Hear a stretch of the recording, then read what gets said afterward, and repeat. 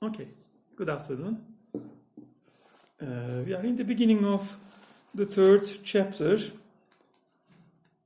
of the second part in Brobdingnac, and Gulliver is now traveling all around the country to make shows to enable his master to earn some money, and the master notices how profitable Gulliver is, and he uses him. He travels with him to the largest cities and to the capital city of the country.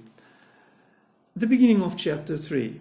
The frequent labors I underwent every day made in a few weeks a very considerable change in my health. The more my master got by me, the more unsatiable he grew. I had quite lost my stomach and was almost reduced to a skeleton. The farmer observed it, and concluding I soon must die, resolved to make as good a hand of me as he could. So, typical master, typical boss, he notices his loss of weight, and he notices the lack of health in Gulliver's body. So he decides that before he dies, he has to make most of him, and he has to earn as much money as he can.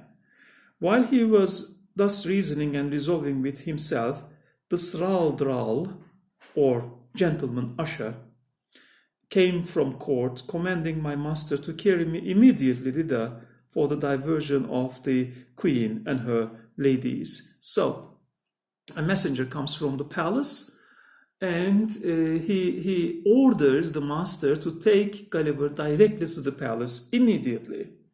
Some of the latter, the queen and her lady friends are having fun and entertaining themselves. So they have heard about Gulliver, and they want the master to take Gulliver to the court for the queen and her friends' entertainment. Some of the latter had already been to see me and reported strange things of my beauty, behavior, and good sense. Her Majesty and those who attended her were beyond measure delighted with my demeanor. I fell on my knees and begged the honor of kissing her imperial foot. But this gracious princess held out her little finger towards me after I was set on a table, which I embraced in both my arms and put the tip of it with the utmost respect to my lips. She made me some general questions about my country and my travels, which I answered as distinctly and in a few words as I could. She asked whether I would be content to live at court. I bowed down to the board of the table and humbly answered that I was my master's slave, but if I were at my own disposal, I should be proud to devote my life to Her Majesty's service. So what the queen wants is, she asks Gulliver to live in the palace for the rest of his stay in this country. And Gulliver says that he's a slave, he's his master's slave, so he has to be bought from the master. He cannot make his own decision. But he has one more condition. He wants the little girl, the little daughter, to live with him because she is looking after Gulliver very well. Her Majesty agreed to my petition. This is at the end of the paragraph. Her Majesty agreed to my petition and easily got the farmer's consent, who was glad enough to have his daughter preferred at court. The poor girl herself was not able to hide her joy. My late master withdrew, bidding me farewell, and saying he had left me in a good service, which I replied not a word, but only making him a slight bow. Of course, Glumdalclitch, the little girl, is very happy to live in the palace, and the master is very happy because he is paid by the queen. The queen observed my coldness when the farmer was gone out of the apartment, asked me the reason. And I made bold to tell Her Majesty that I owed no other obligation to my late master than his not dashing out the brains of a poor, harmless creature found by chance in his field. So I skip the next short paragraph. The Queen, giving great allowance for my defectiveness in speaking, was however surprised at so much wit and good sense in so diminutive an animal. She took me in her own hand, carried me to the king, who was then retired to his cabinet. His Majesty, a prince of much gravity and austere countenance, not well observing my shape at first view, asked the Queen after a cold manner how long it was since she grew fond of a spleknock. Spleknock in their language means a tiny creature, unknown tiny creature. For such it seems he took me to be, as I lay upon my breast in Her Majesty's right hand. So the Majesty, the Queen, carries him on her palm and shows him to the king. And the king is surprised. How come you are interested in such a tiny person? But this princess, who hath an infinite deal of wit and humour, set me gently on my feet upon the scrutor and commanded me to give His Majesty an account of myself.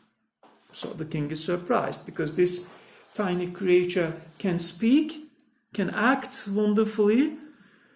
The king, in the next paragraph, although he be as learned a person as any in his dominions, and had been educated in the study of philosophy, and particularly mathematics, yet when he observed my shape exactly, and saw me walk erect, before I began to speak, conceived I might be a piece of clockwork. He thinks that he is some kind of a toy that you wind or unwind to make work, like a clockwork. Okay, and again, as usual in my classes, I lost where I am. Clockwork, which is in that country arrived to a very great perfection, contrived by some ingenious artist. So, His Majesty, in the next paragraph, sent for 3 great scholars who were then in their weekly waiting according to the custom in that country.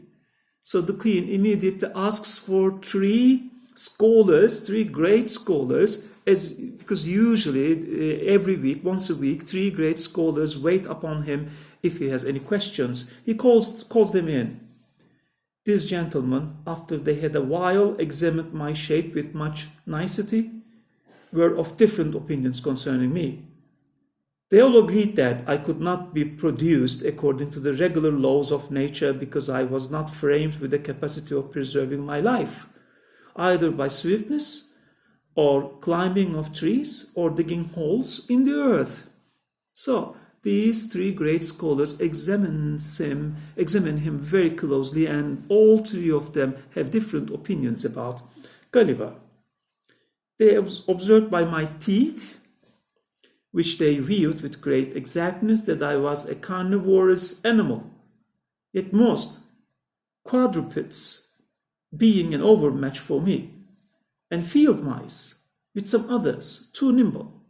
So they cannot imagine that he can be a human being, so they assume that maybe he's a field mouse, a certain kind of animal. Now, Gulliver, while he was being in an extreme form of power and giant in Lilliput, when he comes here, he becomes a subject of experiment, like a laboratory mouse. After this decisive conclusion, the next paragraph, I entreated to be heard a word or 2. I applied myself to the king and assured His Majesty that I came from a country which abounded with several millions of both sexes and of my own stature, where the animals, trees, and houses were all in proportion, where by consequence I might be as able to defend myself and to find sustenance as any of His Majesty's subjects could do here, which I took for a full answer to those gentlemen's arguments. To this they only replied, while with a smile of contempt, saying that the farmer had instructed me very well in my lesson. So the king accepts Gulliver's existence, but he lets him go with the queen and lets him entertain the queen and her friends. On the next page, the next paragraph. Queen became so fond of my company that she could not dine without me. I had a table placed upon the same at which Her Majesty ate, just at her left elbow, and a chair to sit on. So what is interesting is, when he was in Lilliput, he had a giant table and he had waiters walking on his table to serve him. This time, he is a very tiny person and he is sitting on a very tiny chair and table on Queen's dinner table. When Queen is having her dinner, Gulliver is sitting by her on a very tiny chair and table, and he is eating and chatting with the Queen. Glumdalclitch stood upon a stool on the floor near my table to assist and take care of me. I had an entire set of silver dishes and plates, so he makes a class difference now. He's living on an upper class, silver dishes and plates. Other necessaries, which in proportion to those of the Queen, were not much bigger than what I have seen of the same kind in a London toy shop. For the furniture of a baby house. So, you know that dolls' houses, sold in the toy shops, dolls' houses with tiny furniture and tiny rooms. So, he is using the furniture taken out of those dolls' houses to sit in and have his dinner. So, for the furniture of a baby house, these my little nurse kept in her pocket in a silver box and gave me at meals as I wanted them, always cleaning them herself. And the next paragraph, the next page. It is the custom that every Wednesday, the king and queen, with the royal issue of both sexes, dine together in the apartment of His Majesty, to whom I was now become a great favorite. So he is now a favorite man also of the king, not only of the king, but not only of the queen, but also of the king. At these times, my little chair and table were placed at his left hand before one of the salt cellars. The prince took a pleasure in conversing with me, inquiring into the manners, religion, laws, government, and learning of Europe, wherein I gave him the best account I was able. His apprehension was so clear and his judgment so exact that he made very wise reflections and observations upon all I said. But I confess that after I had been a little too copious in talking of my own beloved country, of our trade, wars by sea and land, of our schisms in religion, parties in the state, and prejudices of his education prevailed so far, he could not forbear taking me up in his right hand, stroking me gently with the other. So now Gulliver begins to give him an account of his country. And, an account of his country, because the king wonders where he comes from. So as he tells him about the government systems, about the laws, about the religious beliefs of his own country, of his beloved country, the king takes notes and listens to him very carefully, and after laughing, he asks him, when he finishes, he laughs at him, and he asks him whether he was a Whig or a Tory. Then turning to whether he is, a conservative or Labour. The representatives of Tories are conservatives today, and the Whigs are the Labour Party in England today. So this political tradition dates back to centuries ago. Then turning to his first minister, who waited behind him with a white staff, near as tall as the mainmast of the royal sovereign, he observed how contemptible a thing was human grandeur, which could be mimicked by such diminutive insect as I. He considers him as an insect, and the political struggles he talks about and he tells the king about are surprising for the king. Yet, said he, I dare engage, these creatures have their titles and distinctions of honor. They contrive little nests and burrows that they call houses and cities. They make a figure in dress and equipage. They love, they fight, they dispute, they cheat, and they betray. Thus he continued on, while my color came and went several times with indignation to hear our noble country, the mistress of arts and arms, the scourge of France, the arbitress of Europe, the seat of virtue, piety, honor, and truth, the pride and envy of the world, so contemptuously treated.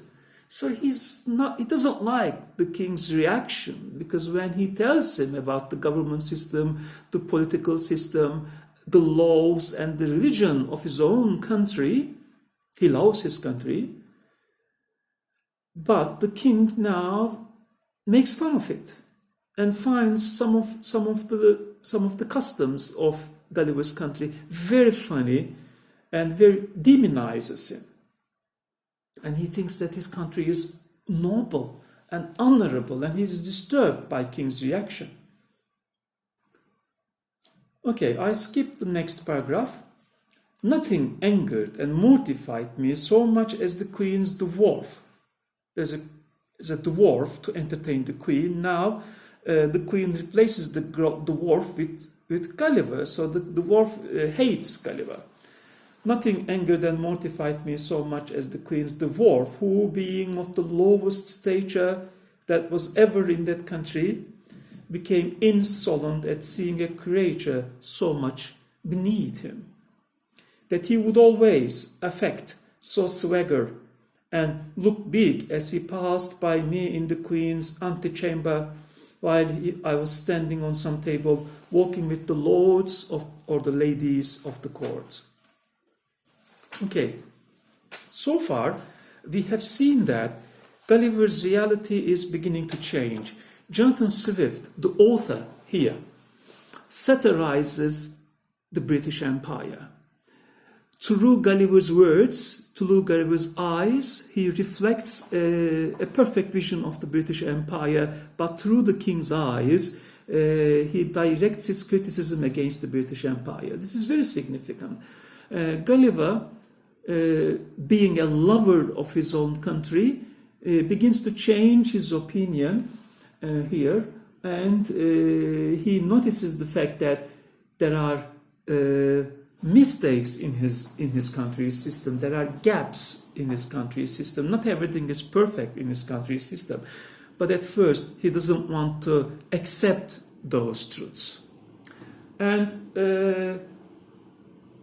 in a reversal of facts, in a reversal of situation, he notices his lack of power in this country. He notices the lack of power in this country, and he sees that even the dwarf is making fun of him, and the dwarf becomes his enemy here. And this is very noticeable here.